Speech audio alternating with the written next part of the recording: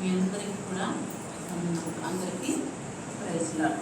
ఇక్కడ చదువుకున్నటువంటి వాక్య భాగంలో మనందరికీ తెలిసినటువంటి వచనమే, తనకు మొరపెట్టు వారందరికీ, తనకు నిజముగా మొరపెట్టు వారందరికీ యెహోవా సమీపముగా ఉన్నాడు. అక్కడ కింది వచనం చదువుకున్నట్లయితే, తన యందు భయభక్తులు గల వారి కోరిక ఆయన నెరవేర్చును, వారి మొర ఆలకించి వారిని రక్షించును.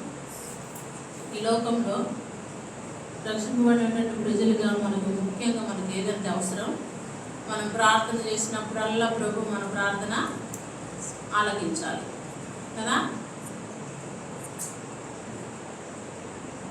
మన ప్రార్థన ప్రభు ఆలకించాలి. మనం ఏదైతే అడుగుతామో అది వెంటనే మనకి జరిగిపోవాలి. అయితే ఇక్కడ చదువుకున్నటువంటి వాక్యంలో తనకు మొరపెట్టు వారందరికీ, మనం ఎలా ఉండాలంటే విశ్వాసంగా, నా వైపు చూడండి, వాక్యంపై మీరు దృష్టించండి.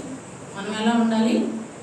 మొరపెట్టే వారంగా ఉన్నప్పుడు ప్రభు మనకి సహాయం చేసేవాడుగా ఉంటాడు. ఇక్కడ కింది వచనంలో చదువుకుంటే, తన యందు భయభక్తులు గల వారి కోరిక ఆయన నెరవేర్చును కదా.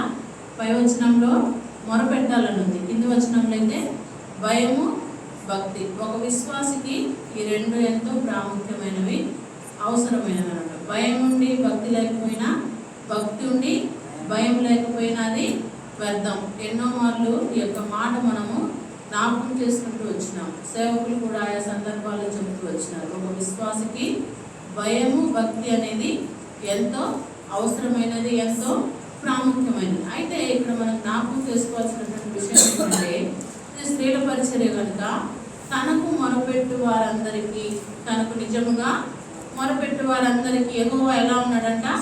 సమీపముగా ఉన్నాడు. ఇక్కడ ఎవరెవరికి సమీపముగా ఉన్నాడు? ఎవరు మొరపెట్టాడంటే, ఆదికాండంలో మనం చూసుకుంటే హాగరు మొరపెడుతూ వచ్చింది కదా. ఆదికాండము 21వ అధ్యాయము 17వ వచనంలో మనం గమనిస్తాం కదా. హాగరు శారా యొక్క జీవితం మనం ఎన్నో మార్లు ధ్యానించుకున్నాం. ఆ వాక్యాన్ని కూడా మనం చదువుకున్నటువంటి వారమే. అయితే దేవుని యొక్క వాక్యము, ఈ యొక్క పరిశుద్ధ గ్రంథంలో రాయబడినటువంటి మాటలు దినదినము కూడా మనకు కొత్తగానే ఉంటాయి. ఏ మాటల ద్వారా దేవుడు ఎలా మాట్లాడతాడో, మనం ఎలా ప్రార్థించాలి, మనం ఎలా ఉండాలి, విశ్వాసులుగా మన క్రియారూపంగా మనం ఎలా నడుచుకోవాలి, మనకున్నటువంటి పరిస్థితుల్లో, ఇబ్బందుల్లో, ఇరుకులో దేవునికి ఏ రీతిగా మనం మొరపెట్టుకోవాలనేది స్పష్టంగా దేవుడు వాక్యానుసారంగా మాట్లాడతాడు. కనుక మనం వాక్యంలోకి వెళ్దాం. ఇక్కడ 21వ అధ్యాయంలో హాగరు ప్రార్థిస్తూ వచ్చింది, మొరపెడుతూ వచ్చింది కదా. ఎందుకు మొరపెడుతూ వచ్చింది హాగరు చెప్పగలరా? ఎన్నోసార్లు ధ్యానం చేస్తాం ఈ వాక్యం. హాగరు ఎందుకు మొరపెట్టింది? ఎక్కడ మొరపెడుతుంది హాగరు? అరణ్యంలో మొరపెడుతుంది. అరణ్యంలో ఇంతకుముందు కూడా పాత నిబంధనలు, ఇదే పాత నిబంధనలో కొందరు మొరపెడుతూ వచ్చారు. చెప్పగలరా? ఇశ్రాయేల్ ప్రజలు కూడా అరణ్యంలో మోషే వారి కొరకే ప్రార్థిస్తూ వచ్చినాడు. ఇశ్రాయేల్ జనాంగం కూడా ప్రార్థిస్తూ మొరపెడుతూ వచ్చినారు కదా. వారికి సమీపముగా ఉన్నాడు కనుకనే దేవుడు వారు అన్ని దినములు అరణ్యంలో నడవగలుగుతూ వచ్చినారు. క్షేమంగా వారి అవసరతల్లో, వారి అక్కర్లో, వారి ఇబ్బందుల్లో అన్నిటిలో యెహోవా దేవుడు సమీపముగా ఉన్నాడు కనుకనే వారి అక్కర తీర్చబడుతూ వచ్చింది. వారి యొక్క ప్రయాణం కూడా క్షేమకరంగా ఉంటూ వచ్చింది. ఇక్కడ మనం జ్ఞాపకం చేసుకోవాల్సింది ఏంటంటే, హాగరు తన కుమారుడు పేరు ఇష్మాయిల్. వారిద్దరూ కూడా అబ్రహాము దగ్గర నుండి దేవుడే చెప్తూ వచ్చినాడు కదా, శారా యొక్క కుమారుడే నీకు స్వాస్థము, హాగరు కుమారుడు కాదని వారిని వెళ్ళిపోమని చెప్పినప్పుడు అబ్రహాం ఎంతో బాధతో, దుఃఖంతో పంపిస్తాడు. ఎందుకని? మొదటి కుమారుడు ఇష్మాయేలే కదా. ఇస్సాకు కంటే ముందు పుట్టిన కుమారుడు ఇష్మాయేలే. లేక పుట్టిన బిడ్డ కనుక దాసి కుమారుడైనప్పటికీ అబ్రహాం యొక్క సంతానమే కనుక ఇష్మాయేల్ కూడా ఎంతో ప్రేమించాడు అనమాట. అతన్ని ప్రేమించినాడు కాబట్టి ఆ చిన్నవాడిని ఎంతగానో ప్రేమించినప్పటికీ ఎంతో బాధతోటి వారిని పంపిస్తూ వచ్చినాడు. దేవుడు చెప్తూ వచ్చినాడు కదా, శారా చెప్పిన మాట నీవు వినమని అన్నాడు కనుక హాగరుని ఇష్మాయేల్ని పంపిస్తూ వచ్చినాడు. అయితే వారిని పంపిస్తూ వచ్చినప్పుడు ఆ యొక్క నీటిని ఆహారాన్ని వారికి ఇచ్చి పంపించినప్పుడు ఆ యొక్క నీళ్ళు అయిపోతూ వచ్చినాయి కదా. 21:15-21 వచనం వరకు మనం చదువుకుంటే అక్కడ ఉన్నటువంటి సందర్భం అంతా మనం తెలుసుకుంటాం. అయితే ఆ తిత్తిలో నీళ్ళు అయిపోయినప్పుడు ఈ పిల్లవాడిని చావు నేను చూడలేను అనుకొని అంత దూరాన్ని ఆ పిల్లవాడిని వదిలిపెట్టి వెళ్ళి కూర్చుండి ఏడుస్తూ వచ్చింది. చిన్నవాడు అంటే చిన్నవాడని మనం ఎవరిని అంటాం చెప్పండి? ఇస్మాయిల్ చిన్నవాడేనా నిజంగా? చెప్పండి. చిన్నవాడు కాదు. ఇస్మాయిల్కి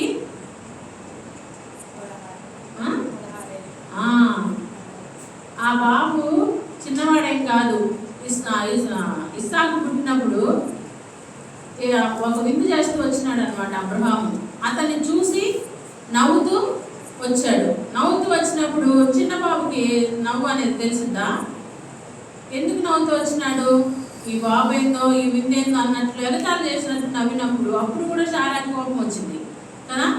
ఆ కోపం చిన్నవాడంటే చిన్నవాడేం కదా, ఆ బాబుకి 16, 13 అలా ఉంటాయి అన్నమాట. అయితే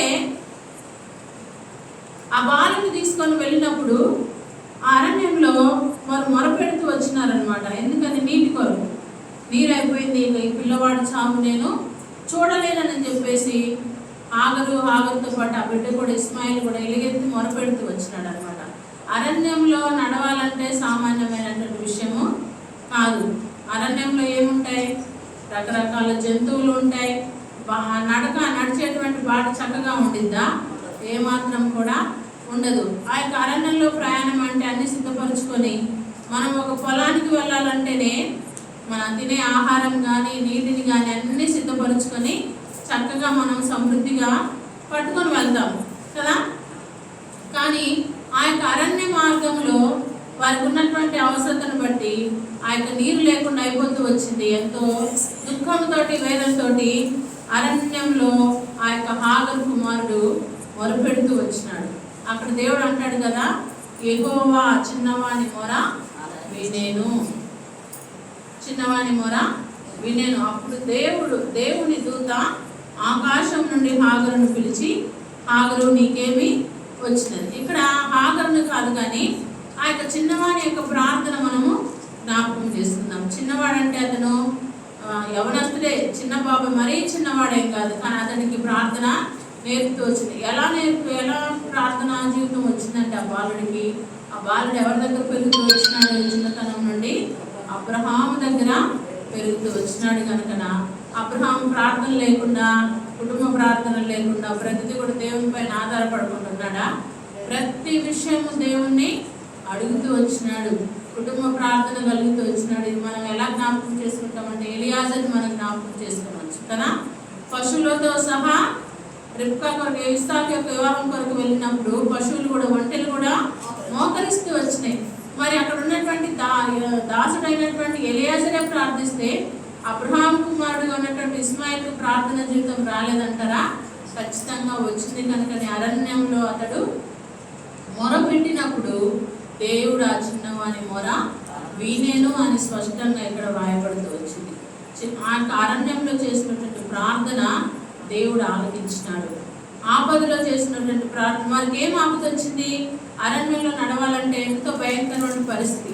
వారికి ఉన్నటువంటి ఆపదలో కూడా దేవుడు వారి ఆపదని, వారి యొక్క అక్కరని చూస్తూ వచ్చినాడు. కనుకనే దూత వెంటనే ప్రత్యక్షమై హాగరు అని పిలుస్తూ వచ్చి, భయపడుకుము, దేవుడు నీకు తోడైనాడు, ఎందుకు ఏడుస్తున్నావు, ఏమొచ్చింది నీకు అని చెప్పేసి దూత పలుకుతూ వచ్చినాడు.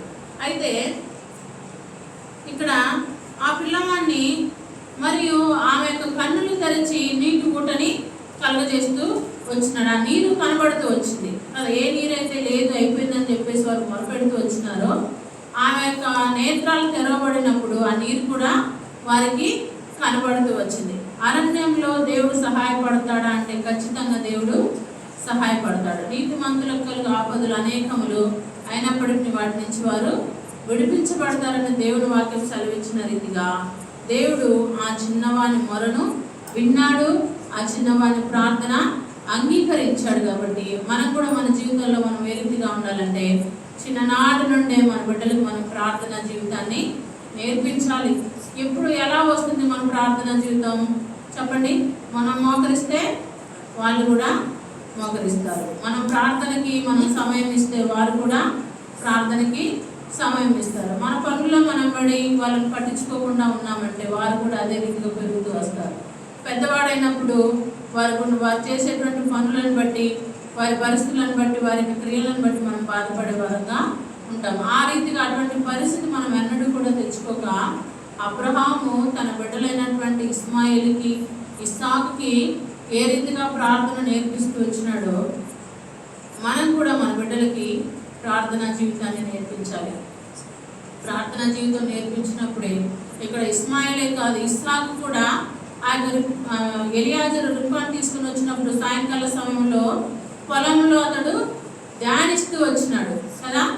వారు ప్రార్థనే కాదు, వారు పొలం పనికి వెళ్ళినా కానీ అక్కడ వాక్యాన్ని ధ్యానిస్తూ వచ్చినాడు. తన కుమారులకి ఆ ప్రార్థన జీవితాన్ని నేర్పిస్తూ వచ్చినాడు అబ్రహాము.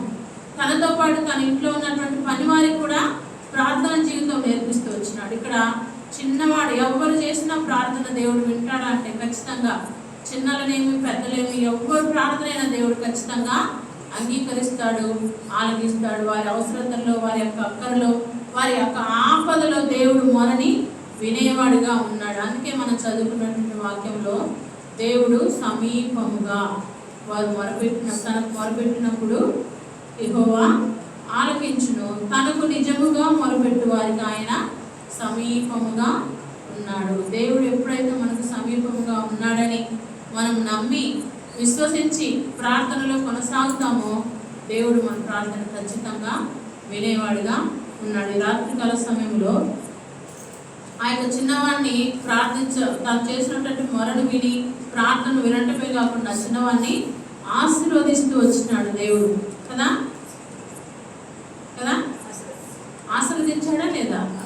ఏమని ఆశీర్వదించాడు చెప్పండి? చెప్పండి ఏమని ఆశీర్వదించాడు చెప్పండి? చెప్పాలి, చెప్పండి అమ్మా.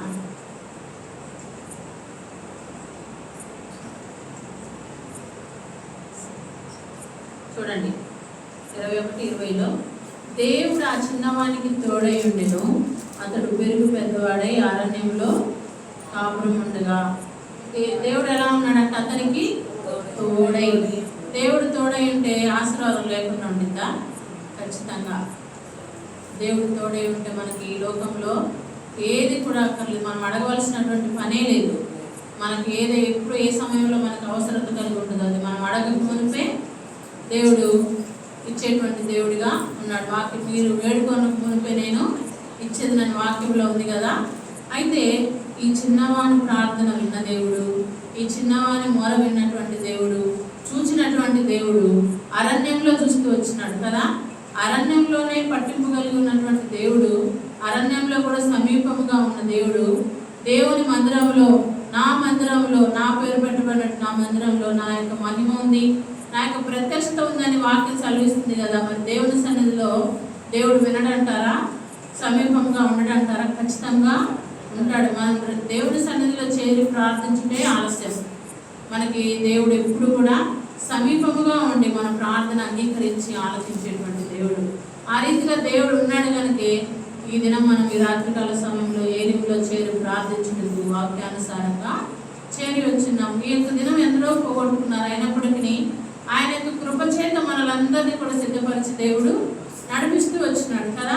ఈ యొక్క నడిపింపుని బట్టి మన ప్రార్థన, మన యొక్క మొరను వింటాడు కనుక మనం ఏం చేయాలంటే అనేకుల కొరకై, రక్షణ లేని వారి కొరకై, యవన బిడ్డల కొరకై, ఎవరైతే అవసరతలు అక్కర్లు కలిగి ఉన్నారో వారందరి కొరకై మనం భారముగా ప్రార్థించినప్పుడు ఆ చిన్నవాడు ఏ రీతిగా మొరపెడుతూ వచ్చినాడు, ఎలుగెత్తి మొరపెడుతూ వచ్చినాడు, అయ్యో ప్రభువా అని కదా. ఆ రీతిగా మనం ఎప్పుడైతే ప్రార్థిస్తామో దేవుడు ఖచ్చితంగా మన ప్రార్థన అంగీకరించి ఆలకించి మనకున్నటువంటి అవసరతలు అక్కరలు ఆపదలో కూడా ప్రభు మనకి ప్రార్థన అంగీకరించి మనకు సహాయం చేసే దేవుడిగా ఉన్నాడు. అంతేకాదు ఇటు ప్రార్థనా జీవితం మనం ఎప్పుడైతే కలిగి ఉంటామో మనల్ని ఆశీర్వదించేటువంటి దేవుడుగా ఉన్నాడు. ఆ చిన్నవాడిని ఏ రీతిగా ఆశీర్వదిస్తూ వచ్చినాడో మనల్ని కూడా దేవుడు ఆ రీతిగా ఆశీర్వదిస్తాడు అన్నమాట. మనం నమ్మాలి. మనం నమ్మకంతో ఎప్పుడైతే ప్రార్థన చేస్తామో దేవుడు ఖచ్చితంగా మన నమ్మకాన్ని బట్టి మన విశ్వాసాన్ని బట్టి మనకి అన్నీ కూడా అనుగ్రహించేటువంటి దేవుడు. ఈ దినం సార్వత్రిక సంఘ వాగ్దానం సమాధానం గలదానవై పొమ్ము. ఎవరికి చెప్పాడు ఆ మాట? ఎవరికి చెప్పాడు? సమాధానం గలదానవై పొమ్ము. ఎవరికి చెప్పాడు చెప్పండి? ఎన్నోసార్లు విన్నాం ఈ వాక్యం. రక్తస్రావం గల స్త్రీ ఆమె ఎంత సమాధానం లేకుండా, ఎంత నెమ్మది లేకుండా ఉంది తెలుసా కదా? ఎంతో మంది వైద్యుల దగ్గరికి వెళ్ళింది. తనకున్నటువంటి డబ్బంతా వ్యయం చేసుకుంటూ ఖర్చు పెడుతూ వచ్చింది. అయినప్పటికీ తనకి ఏమాత్రం కూడా సమాధానం లేదు, నెమ్మది లేదు.